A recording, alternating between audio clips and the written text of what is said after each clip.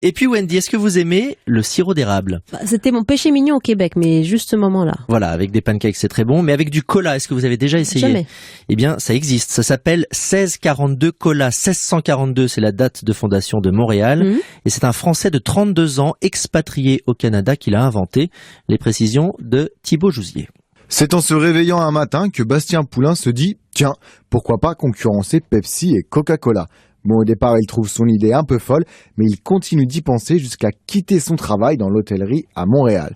2 mois plus tard, il a déjà dans les mains sa première bouteille de 1642 Cola, un soda avec une petite touche de sirop d'érable. Quand j'ai vu qu'il n'y avait pas de cola local au Québec et à Montréal, je me suis dit c'est sûr qu'il y a un potentiel ici. Les gens sont très fiers de leurs racines, des produits locaux. Avec 3 salariés et seulement 6 mois d'existence, son entreprise est déjà rentable. Mais Bastien s'est fixé un objectif. Il veut écouler l'an prochain plus d'1 million de bouteilles.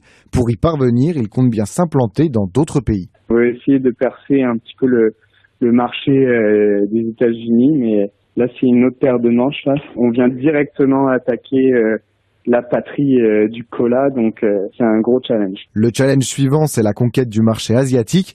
Et là, il compte beaucoup sur le sirop d'érable. En Chine, par exemple, c'est un produit très recherché pour ses vertus aphrodisiaques. Thibaut Jouzier, si vous voulez goûter ce 1642 Cola, on en trouve dans quelques boutiques en France. Donc cola et sirop d'érable. Et puis Wendy, est-ce que vous aimez le sirop